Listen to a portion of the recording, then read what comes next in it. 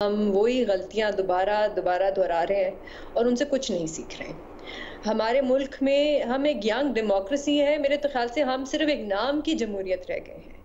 ये एक हकीकत है कि हमारे मुल्क में इस वक़्त जमहूरियत हर साल तकरीबन कमज़ोर होती जा रही है, मज़बूत नहीं हो रही।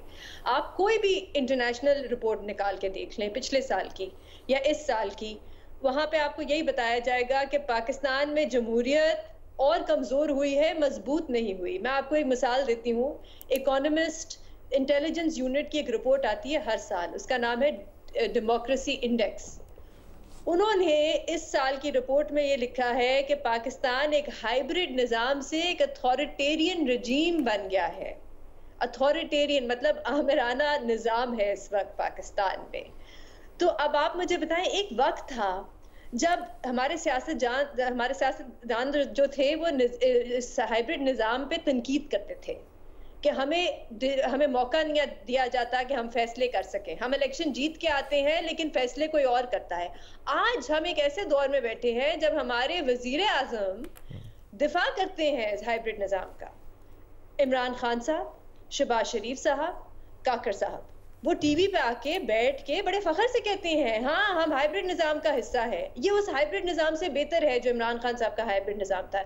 ये उस हाइब्रिड निज़ाम से बेहतर है, बल्कि उसको नए नए नाम देते हैं, सिंक्रोनाइज गवर्नेंस मॉडल।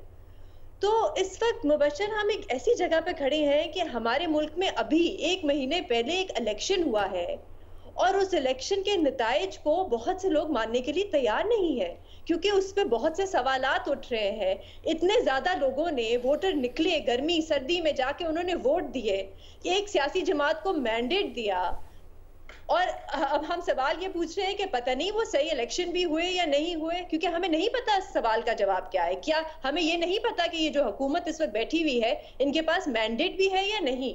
क्या इनके पास वो वोट है हुकूमत करने के लिए? हम इस वक्त इस ऐसे जगह पे खड़े हुए हैं जहां पे हमारे अदालतें फैसले करती हैं और रियासत कुछ फैसलों को मानती है और कुछ फैसलों को नहीं मानती। माजी में जब अदालतें फैसले करती थी तो चाहे वो फैसले बुरे भी होते थे, अच्छे भी नहीं लगते थे, लेकिन रियासत मानती थी उन फैसलों को। तो ये हम लोग आगे नहीं बढ़े और इसकी जिम्मेदारी बिल्कुल उमर सही बात कहते हैं कि कुछ सियासतदानों को भी लेने की जरूरत है।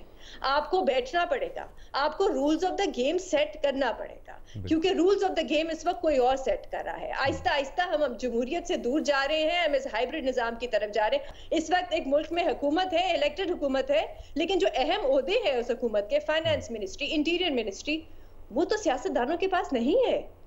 तो हम किस तरफ जा रहे हैं, मुझे तो मायूसी ही है, मुझे उम्मीद इस वक्त बहुत कम है।